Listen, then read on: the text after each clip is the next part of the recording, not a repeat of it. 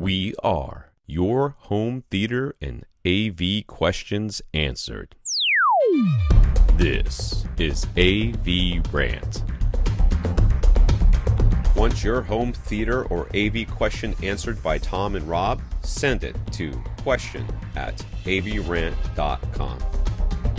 Welcome to AVRant. I'm Tom Andry, and I'm here with Rob H. Jay. First up, Jay says he discovered us on YouTube and appreciates how we explain things. He lives in Canada, and SVS subwoofers are a lot more expensive with the current exchange rate, shipping, and taxes. But he bit the bullet because we talked about them so very much. Like, guys. There'll be more coming, too. Yeah, get used to it, buddy. This is the right podcast for it. Hey, if anybody out there, I'm dead honest with you. If anybody out there wants to build enough subs that are value for performance leaders like SVS has, I'll be happy to recommend them. Because we do. Well, we do. We recommend Power Sound Audio and HSU and Rhythmic. And we do. And we recommend all these people. But we tend to recommend them for specific situations. Like Power Sound Audio. I've got a McMansion and I need to fill it with bass so that all the windows rattle. All right, Power Sound. That's your go-to. Right there, I need. Remember when the STF from HSU was like, I need a sub that's under $500. There was like one choice. It's too bad that's gone. I missed that sub. It is too bad that's gone. So we do recommend other ones, but we talk about SVS so much because unfortunately we have to. So that's what we don't have any hit options. A lot of the middle area that a lot of people live in. So makes sense. So for size and looks reasons, he with the SB2000, even though it's an open concept space, he was using a Wharfdale SV250 before. Now, if I'm not mistaken, I'm guessing the 250 is a 250 watt amp. Could be. Probably in there. That's what I would guess. And it's probably an 8-inch woofer, maybe 10-inch. He wasn't satisfied with it, which is why he considered the SVS in his first place. But now that he's heard tight, smooth, even, and thunderous bass, even in his open space, produced by the SB2000, he calls his old Wharfdale his lazy dog. So it was expensive in Canada, but it was worth it to go with SVS. So there's a listener. We have a believer. We have a believer. We know what we're talking about. So anyways, these are the questions. He's putting together a dedicated theater in the basement. He wants 7.4 Atmos setup. That something is a 2 or a 4. Well, it's coming up. Anyways, and he's a Golden Ear fan, so he already has Triton 2 towers and the Super Center XXL, which I imagine is a very large speaker. Yeah, it's pretty big, I would guess. Anyways, this Triton towers have powered subwoofers built in. They can be used just as regular speakers, but also the option to send them an LFE signal with RCA connections. Since he doesn't have any subwoofers in the basement at the moment, he tried setting the front speakers to small and connecting the powered bass drivers in the Triton towers to his AV receiver subwoofer outputs, letting the AV receiver handle the bass management rather than just setting the fronts to large and subwoofer to none. He thinks it sounds better this way. The built-in powered bass drivers in the Triton towers play plenty loud enough they can rattle his house. So output isn't the issue at all, but he'd like the bass to play a bit deeper. Okay. So he's trying to figure out what he should do. He's fully on board with the multiple subwoofers approach, but could he potentially buy only one external subwoofer and have it work alongside the Triton tower built-in subs? Again, SVS subs are expensive in Canada, so could he have the benefits of dual subs over most of the frequency range by running the Triton, the power Tritons at the front of the room and then adding, say, a PB2000 at the back of the room? And then the PB2000 could fill in the lowest frequencies on its own. Could that work? I mean, technically, no. I mean, it works. It works. Yeah, I mean, it'll function. Sure, it'll function. It works in that the subs, the speakers at the front will make as much bass as they can. The sub at the back will do the same thing that they're doing until those things taper off, and then it's going to be by itself. Right.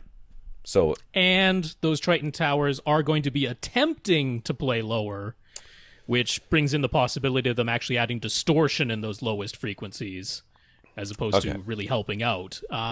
So my new thing, whenever somebody says I want to run my speakers full range because they've got subwoofers in them and blah blah blah blah, is like, fine. If you want to do that, then see where your speakers are placed at the front of your room. Buy 2 subs and put them at the back of your room in the exact same spot, right, away from the wall. Basically mirrored. Yeah. If you do that, then you can do it. Oh, yeah. But the problem here is that you will now have two subs once the Tritons roll off, let's just say, for sake of argument, they don't add, they just roll off and they're silent. They don't add any distortion. Let's pretend that. Let's pretend that after they roll off, then the SVSs are playing by themselves. They are in a not great location at that point. They are, both on one side of the room, probably close to you, playing by themselves. I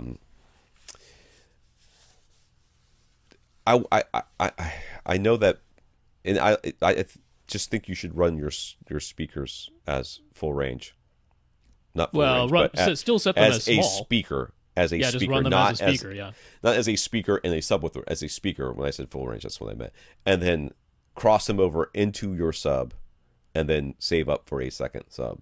And then do it that way. Yeah, I know you don't want to, and I know you're like, I spent the money on these things because they have.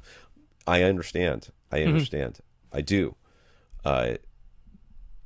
There's no way to make them extend deeper than they do. So, for that entire range below where they roll off, you are at one sub, and that's just the way it is. And that's the best possible scenario is that they roll off and they're quiet. The worst is that they roll off, but they keep trying anyways. Yeah. They can't play it, and they distort it. And then you're adding actual noise to your room. To avoid that, so let's just say, look, he can only buy one sub right now. That's all he can afford, which we totally understand. Yeah. So you go ahead and you buy the one sub. Yeah. What you could do is you can think of this as 3 subwoofers. 2 of them happen to not be able to play quite as low as the last one.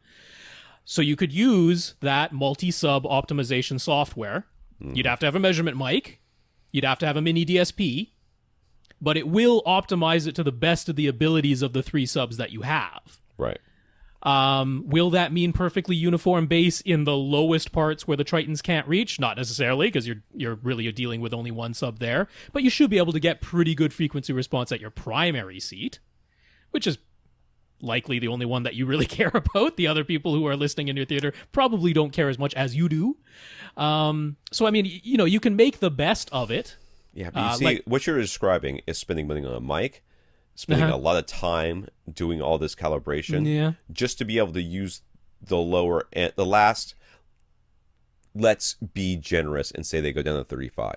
I don't know if they do. Let's say they go down to 35. So we would roll them off at 80 anyways. Let's pretend we would.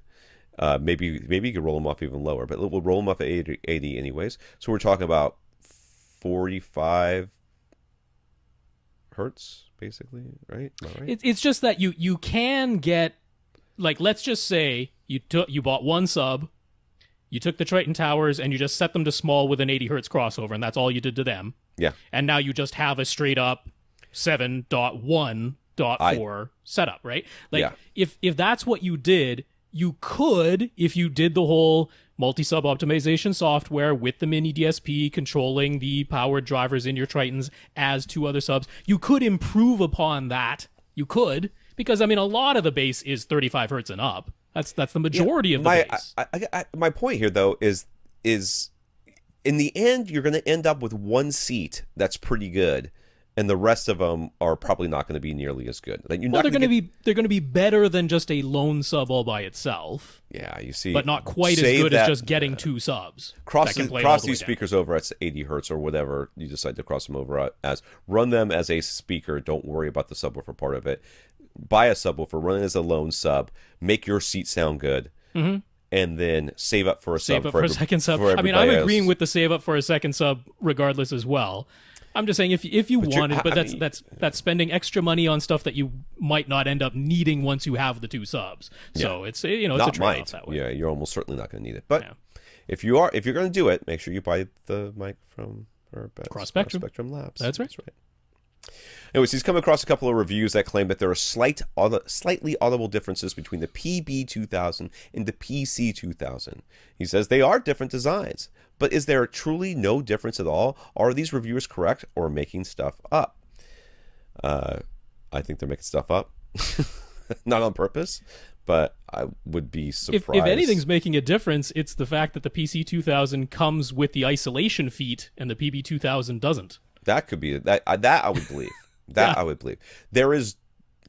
I mean, if you talked to, if we had on, SVS again on this podcast, which we have what 3 times now, 2 times, 3 times, Three. three. They're going to tell you that they sound the same. Yeah. That's what they're going to say. These are the people that make it. I mean, The reviewers are going to tell you something different because they get paid to write down words, and the words, they sound the same, are not as exciting as Right. I spent 30 hours listening. Well, it's and like how noticed some slight so many differences. reviewers will swear up and down that they can tell a difference between AV receiver brands, right? We're going to get to that question in a little bit too. That's on my hit list of things I want to talk about. That's just tonight. because if they don't say that, then there's going to be the weirdo readers who are like, well, if you can't tell a difference, you're not a very good reviewer. It's like, they're just an honest reviewer when they reveal that they can't tell a difference. I got you can't tell a completely difference. creamed because I Death Cab for Cutie CD SACD. It was like two-sided, right? Yeah. And I said they sounded exactly the same. Like, Yeah. well, if you can't hear the difference between the two, what kind of reviewer are you? I'm like, That's right. I'm the kind of reviewer who realizes sometimes they just take the regular version and they upmix it to SACD, and it does absolutely no difference sonically. That's the kind of reviewer I am. But you knock yourself out there, Cole. But the things that are real, so like I say, the main thing I would guess, the PC 2000, it does come with the isolation feet, the squishy feet on the bottom. PB 2000 doesn't, so it could be that, or it could be if they're just putting it as far into a corner as it can physically go. The box is way bigger. Doesn't get quite as far into the corner. And the PC is fitting more snugly into the corner with the driver facing down, so it's physically closer to the boundary. So it could be a positioning thing within the room. That could make an audible difference, absolutely. But the subs themselves, when you see the semi-anechoic, the ground plane measurements, it's like they're essentially identical. So it's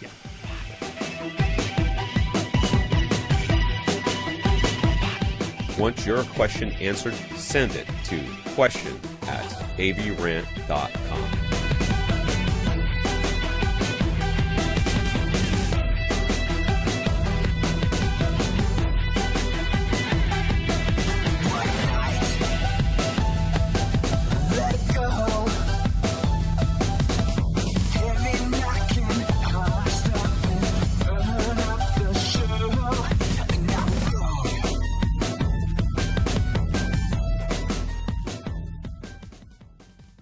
This is AVRant.